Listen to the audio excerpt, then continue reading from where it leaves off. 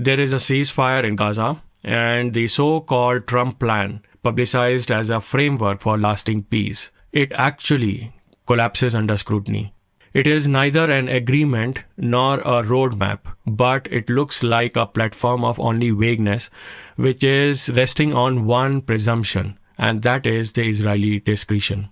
So here are 10 core deficiencies which we are able to pick out. Like, there is no clarity as to who the other signatories are: Qatar, Turkey, Egypt, others.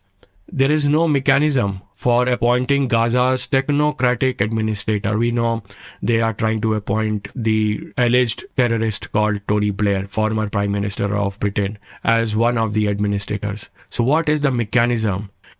There is no legal framework to govern the process. Usually there is some international law which is being mentioned, or it is under some UN observation that is not mentioned in the 20-point program that Trump is talking about. No interpretive body to resolve dispute. We are trying to solve a dispute. And when we are having a negotiation, we are implementing something in a conflict zone. Obviously, there are going to be contests. There are going to be disputes. Who is going to interpret this particular framework that is not mentioned in this peace plan? There is no measurable enforcement, if at all, violation of enforcement. If you remember the Oslo Accord, it failed because there was no enforcement clause. There was no article to measure how the peace plan would go forward. So in this peace plan too, there is no enforcement measurements that is laid down. There are no reciprocal guarantees to bind the discretion and the power balance of Israel. There are no guarantees. Finally, crucially, there is no time bound or an objective criteria for Israelis' withdrawal. Today, Israel is holding on to 58% of the Gaza Strip, which itself is contested. So there is a contest over contest. Now, this ceasefire plan institutionalizes ambiguity. And if you see the language of Article 16 in this 20-point program, that withdrawal depends on milestones linked to demilitarization agreed by Israel, the ISF, which is going to be the transitional force, and the US. This statement actually makes it one-sided peace ceasefire plan. It actually gives grants to Israel as a veto. And withdrawal can be delayed indefinitely under the pretext of security. So who decides the security? Who decides that Israel has to withdraw now?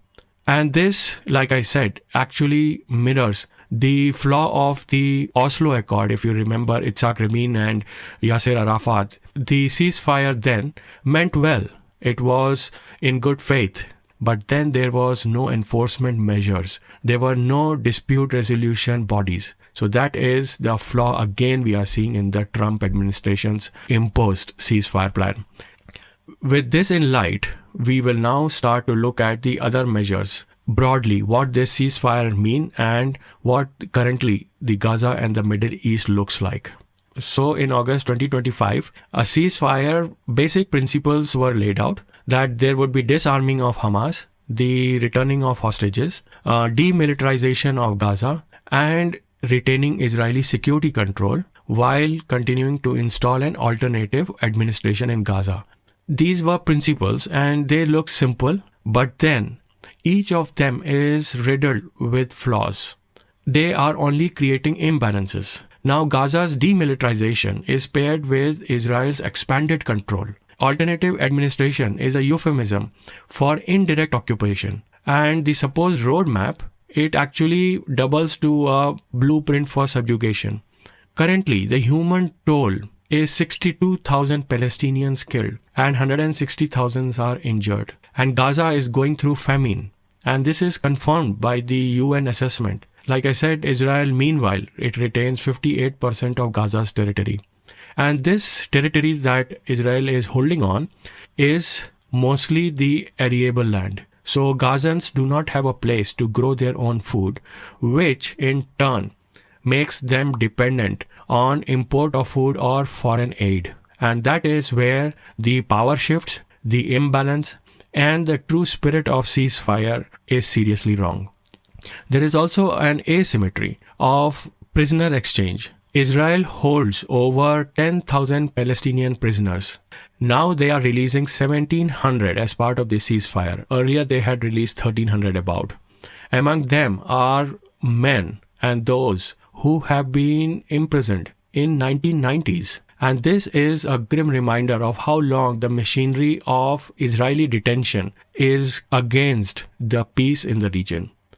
There is something called administrative detention, and in that the Israeli government can actually detain and imprison women, children, men at will, and they do not have a proper justice system in order to take up the cases of such a large number of detainees. There is no voice to these people who are under administrative detention and absurd detention. Now here is the contradiction within the peace plan itself.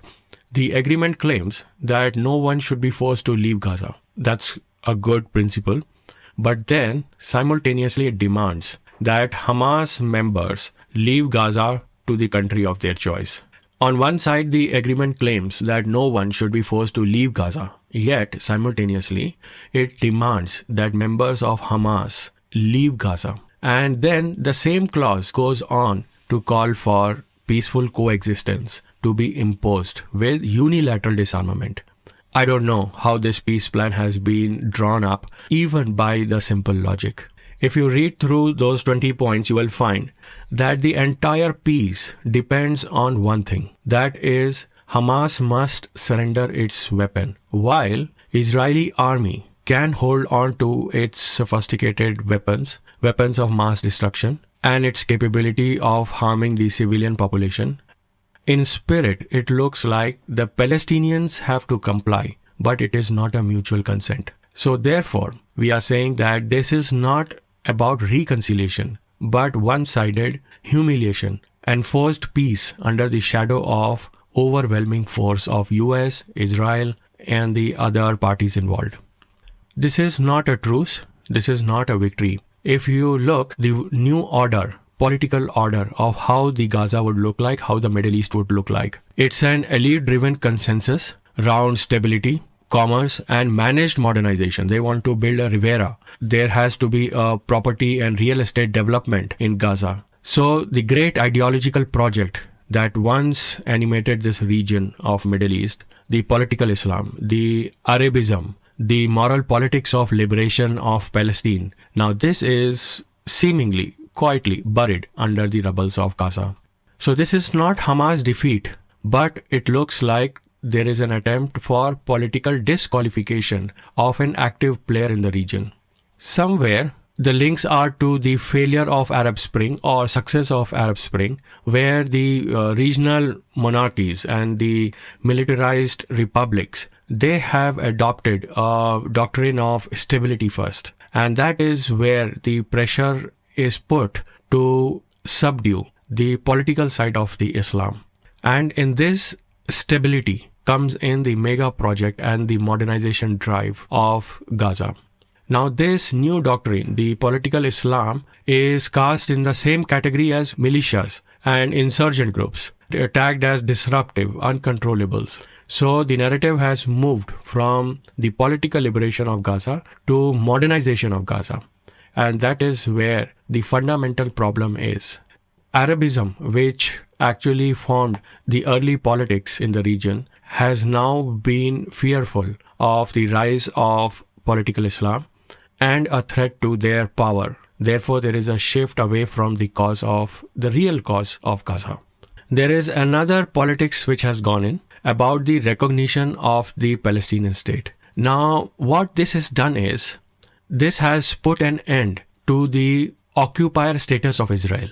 And instead, it has given a boundary to the so-called state of Palestine. Now, the contradiction is that originally it was Palestine, mandate of Palestine. Then there is Israeli occupation with the settlements. And now, all over in a recycling, there is a state of Palestine, which is being recognized across the world by 156 countries. So, there is a recycling of recognition, derecognition, and re-recognition of state of Palestine. But then this has set a boundary, and therefore, now no more Israel is an occupier of state of Palestine. the original state of Palestine.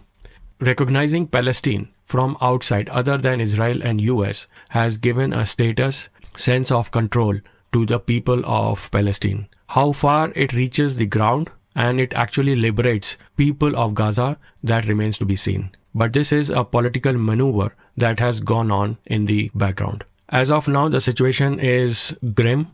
As of yesterday, more than 100 Gazans were killed in the Israeli attack. Hostage bodies have not been exchanged, which is really shame on the sense of humanity. Nobody is raising its voice against degradation of humanity. But then it is what it is. At the start of the ceasefire, about 600 aid trucks were to enter Gaza unconditionally, which are now less than 300 or even still fewer. And Israel seems to be in control to regulate the supply. There is scarcity of food, medicine, fuel. The northern Gaza remains unreachable despite there are some cleared up roads. This is for simple reasons that many NGOs who want to come to Gaza to help people out, they are paralyzed by new Israeli registration demands. And this is a theater of regulation, an economy of dependence that is being curated by the occupation. So this is a one-sided ceasefire and this is not going to work. The real actors, the real players are not getting involved in a non-violent way in this agreement. And therefore, there will be major issues in future and I wouldn't be surprised if this ceasefire fails. I wish better sense prevail and somebody starts to talk about the equality in this agreement, about the non-violent and peaceful distribution of power among the Israelis, among the Gaza, among the peaceful-headed Hamas, and the fear that tomorrow the West Bank would not be annexed by Israel, that has to be eliminated. Very troubling times, very disturbing times, but then I hope peace comes to the region soon. We'll keep you updated. Till then, stay safe, stay informed, and dutifully ask questions. Bye for now. Everything's fine on 93.9 Dublin South FM.